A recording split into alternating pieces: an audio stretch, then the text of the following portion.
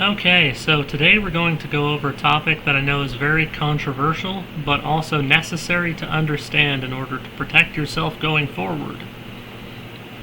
In recent years, there has been a big push away from trying to understand things for yourself and towards delegating that job to experts and officials. Now, this has been going on for a long time, of course, but it really ramped up after the insane fear-mongering around 2020 and COVID-19. Of course, the reason for this is control and conditioning.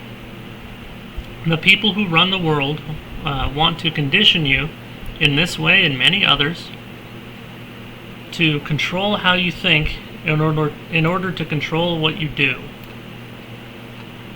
So, to start, I will read to you what I wrote about this topic in my brief guide to critical thinking entitled The Layers of Perspective. Link below. There is a difference between theoretical understanding and functional understanding. In life, we are taught not to make judgments about the things that aren't black and white mathematical facts, that this behavior is inherently immoral. Call this the fallacy of exceptions. This means that when confronted with a pattern or a strong correlation, we can't act, plan, or make connections without being told what to do. It basically makes us better robots. Shut up! I fed you. I will feed you again.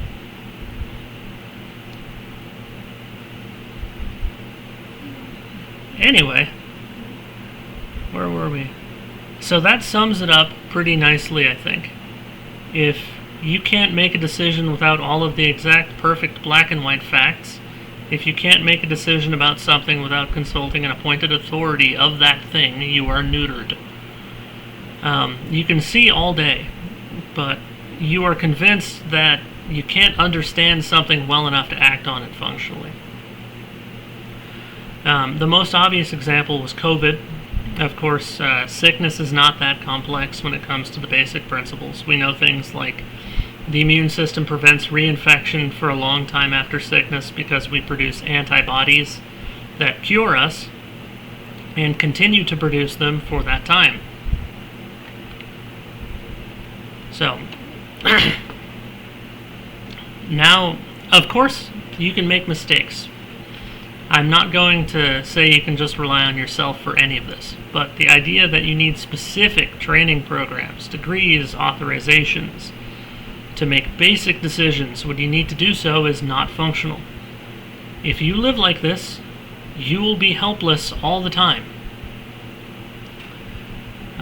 What I'm saying is, if you do your own research, if you make sure the sources are sound from many angles, if you have a background understanding of the adjacent concepts related to what you need to do, you are more likely than not to succeed. You are not stupid. You're not so stupid, at least, that you can't follow a YouTube tutorial on how to change your brake pads and get that done. It's more diligence than anything else, including vetting sources and looking up what to watch out for, common mistakes, and learning how that system works conceptually. And there's tons of resources for that, like 3D models of the working mechanisms for anything you want to understand, like sewing machines, engine parts, car parts, mostly mechanical things that you'd have to mess with, because they make these resources for themselves to train their people. And engineering students do it. There are enough resources that, even if half of them are wrong, you can figure out which ones to trust for yourself. This doesn't just cover the world of DIY either. It includes social interaction, guilt, and innocence. This is probably the most sensitive part of the whole conversation because people hate being typecast. They hate being profiled because it isn't fair. Groups are never a homogeneous block, and we don't like to have to pay for the crimes that others commit. Completely fair. The problem with that is obviously now, if we eliminate it entirely, we can't recognize or anticipate patterns that protect us and help us form predictive models of what to expect. It's just dysfunctional. This is profiling. Police do it. Insurance companies do it. Advertising agencies do it. Political organizations, literally anyone whose real-world efficacy relies on predicting outcomes has to do it. So they get an exception to the rule that is demanded we all adhere to in the public, in like lower level. Just if you're a person living your life, you're not allowed to do this. But if you're a company, oh, you have to. It's just practicality. So they took it from us because they're the authority and they control the thing. Where was I? I went off script.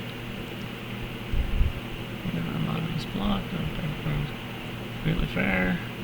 Yeah, alright.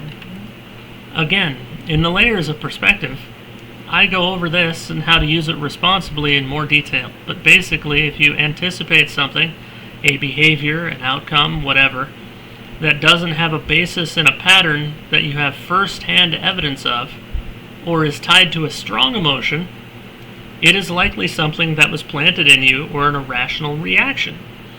Something like racism or sexism. And I go over like how to avoid that, logically, and where to look, Darn it, lost my place again. This is the first video I've ever done. Another example. You can do it too, y'all. That's not to say all of these are false or that you should ignore the possibilities, but know where they come from so you can determine that for yourself. If you're walking alone at night, whether you're a man or a woman, it is a good idea to avoid other people, but especially men. For example, crossing the street is a good idea here. You're not attributing a label to a person or making a judgment of their character, but taking what you know is a risk of assault into consideration and deciding it is worth hurting someone's feelings to lower that possibility in order to protect yourself. And this is really important, and it should be obvious, but it's a debate because it's such a sensitive social topic that you can never transgress against this thing, even to your own detriment. And that's what I'm trying to undo with this principle. You need the functional knowledge. You need to be able to act.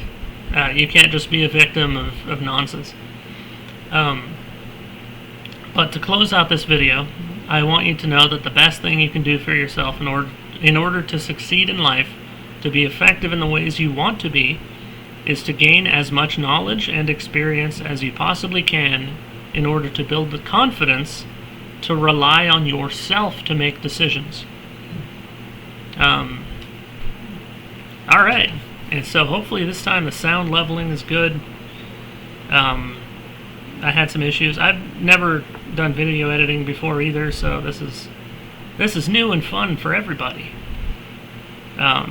But I'll be recording more of these in the future. Check out my book. It's like 10 pages. And 2 of them are like the title page and, the other nonsense. The copyright page. I can't remember if I put it on the separate page or not. No, it's the same page, so it's like 9 pages of content, but it's dense.